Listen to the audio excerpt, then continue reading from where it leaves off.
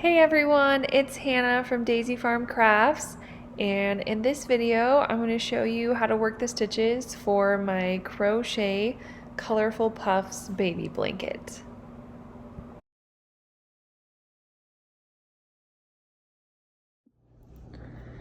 And for this blanket I used Bernat Baby Velvet, and I needed about 3 skeins of this Misty Gray color in the bigger 10.5 ounce skeins. And then for the colors, I just had 1 skein each of the smaller 3.5 ounce, and that was plenty of color. So if you can only get the colors in the little skeins, that's plenty, but I did need 3 of the big ones for the main part of the blanket. So, and then today I'm using a size H 5mm crochet hook. Okay, so to get this blanket started, you just need to make a base chain that is a multiple of 10 plus 7. So for my baby blanket, I chained the number 117. And but for this practice swatch, I am just going to chain 27. So a multiple of 10 is 20, and then add 7.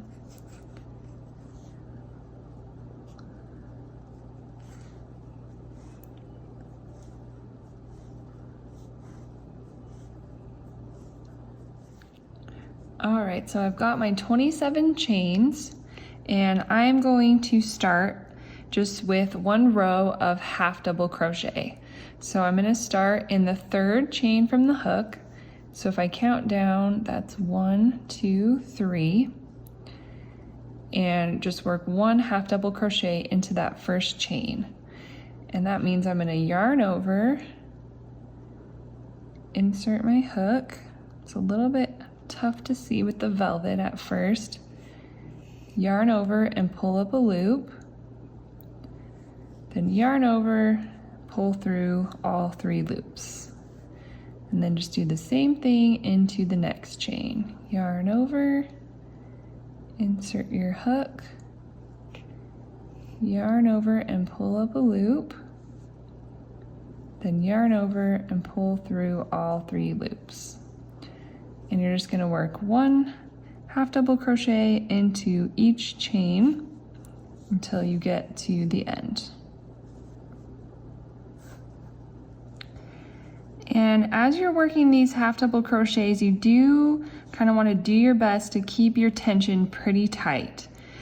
Since this velvet yarn is a little more slippery than most other yarns, you really want to just make sure that your stitches are nice and tight so that you don't get any loops that come loose at the end. And after you finish that last half double crochet into the last chain, you're just going to chain 2 and turn. And now we're still going to work another row of half double crochet, but this time we're going to do what my mom and I like to call wide half double crochet, or half double crochet in between the posts. So, normally you would insert your hook into the top of this first stitch, but we're actually going to insert our hook all the way beneath the stitch in between the posts of the row below. So these are kind of what we consider to be the posts of the stitch down here. So you want to insert your hook into this space right here underneath. You can kind of see this V, or these sideways V's going across. You want to insert your hook all the way underneath those V's. So in this first space, I'm going to yarn over again, insert my hook into that space, yarn over and pull up a loop, yarn over, pull through all 3 loops. And then do the same thing, work in this space right here, underneath those V's. All right, and you're just going to do that in each space. And again, you want to just try to keep your tension pretty tight. And just keep working across the row. And we're actually going to do 4 rows of this wide half double crochet so that we have 5 rows before we start our puff rows. So keep going with this, and then I'll show you what to do at the end of this row just to make sure you don't miss this last important stitch. So here I am at the end of this row working my last couple stitches, and here, as you can kind of see, still in between the posts. And then your last stitch is going to be in between the last stitch of the row and the turning chain. So you just want to make sure that you don't miss that last space. It'll help keep your sides straight.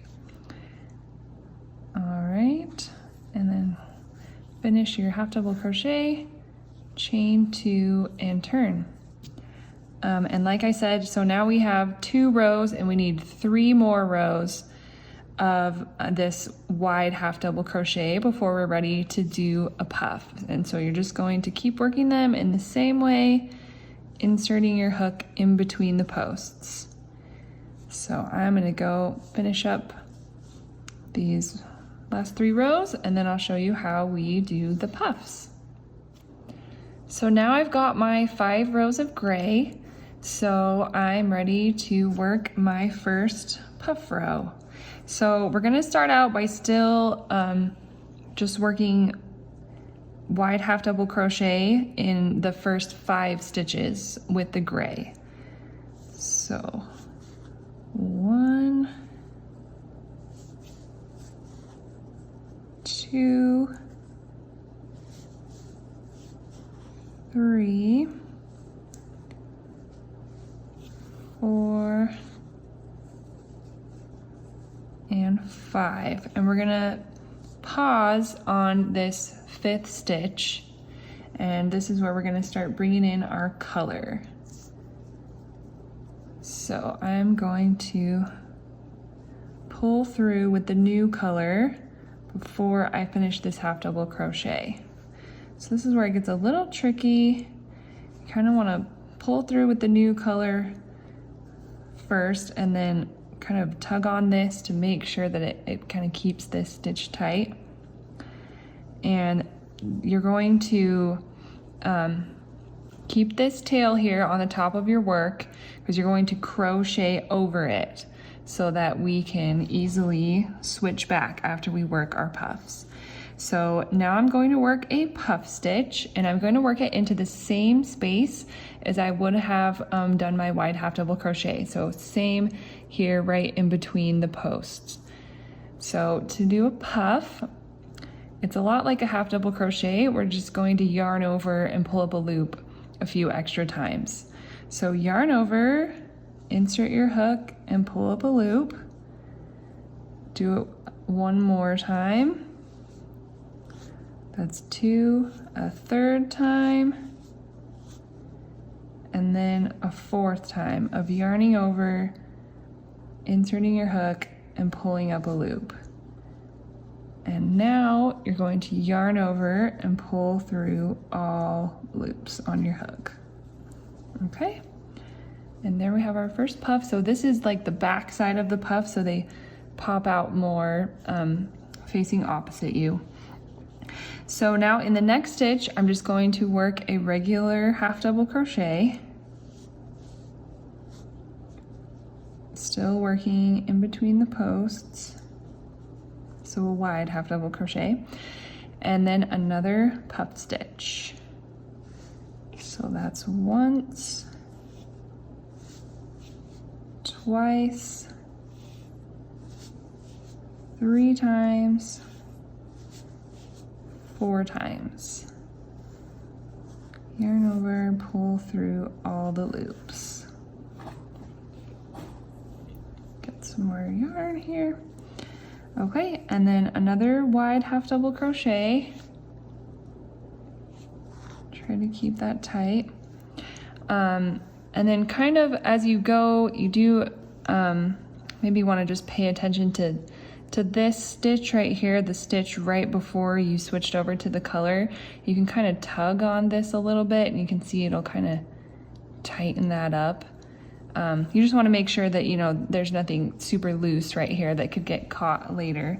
So kind of just be wary of that as you go and give this a little tug as you go. All right, and then one more puff stitch. So 1, 2, 3, and 4. So now we're done with the puffs, and I'm going to wrap this color toward the front of my work just to keep things from getting too twisty.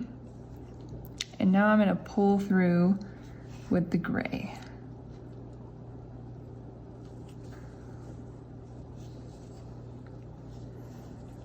All right, and now I'm just going to do 5 wide half double crochets with the gray, but this time I'm going to crochet over the teal color. So just laying that on the top of my work and crocheting over it as I go.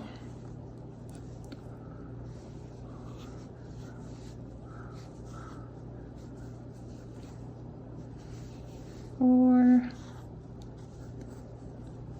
and 5. So again, stop on that 5th stitch. I'm going to leave the gray to the back. Kind of pull this and make sure it's nice and tight. Pull through with the teal. Pull this a little bit. Even right now, you can kind of give it an extra tug and see if it'll just pull that stitch a little bit tighter. All right, and now I'm going to do my first puff stitch. 4.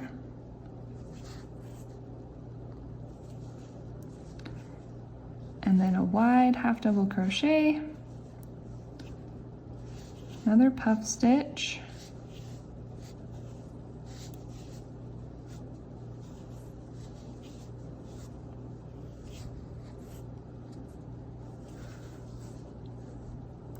half double crochet, and one more puff.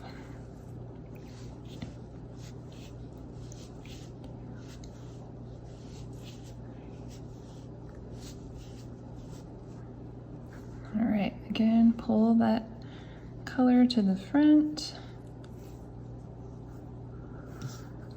Oops. Pull through with the gray.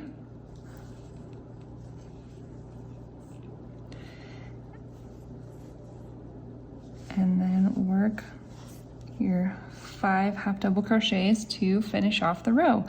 So when it's up to you, if you want to like cut this tail right now and leave a long tail you can weave in later. I kind of like to just crochet over it all the way to the end, just for a little extra security. I'll still weave this end into the blanket when I'm done. So there's my 1, 2, 3, 4 and my last stitch. And now I'm done with the color for this row, so I can cut it and leave a long tail that I can weave in later. And now I'm just going to chain 2 and turn and work 5 more rows of this wide half double crochet. So the only tricky thing about this first row right after the puff row is kind of figuring out where to insert your hook on these puffs. So let me show you that real quick.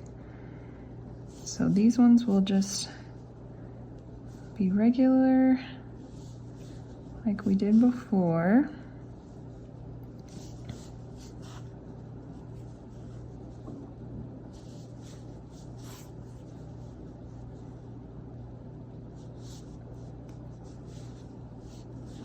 All right, and then you want to just treat these puffs as if they are, you know, posts. So just, you know, they're just thicker posts. So I just worked one stitch in between this post and the puff, and now I'm gonna do a stitch in between the other side of the puff and this next post. So stitch right there, and then another stitch on this side. So you want to make sure you have a stitch on either side of the puffs and the half double crochets that are in between them.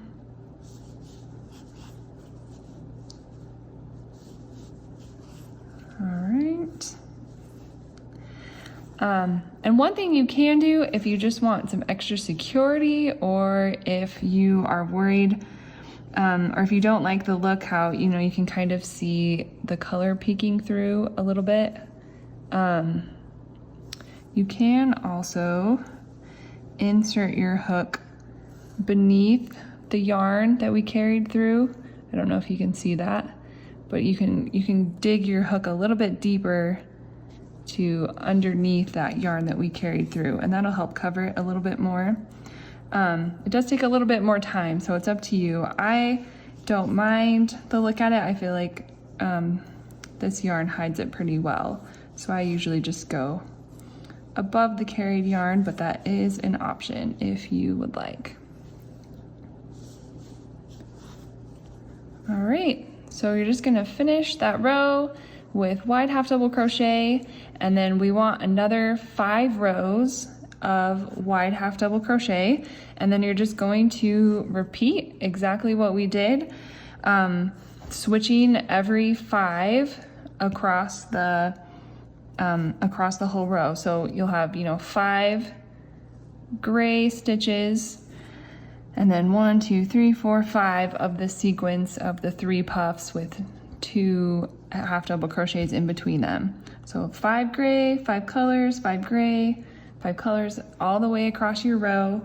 And then I just, you know, switched up my colors. I used 2 shades of teal and then 2 shades of pink, and I just alternated those shades.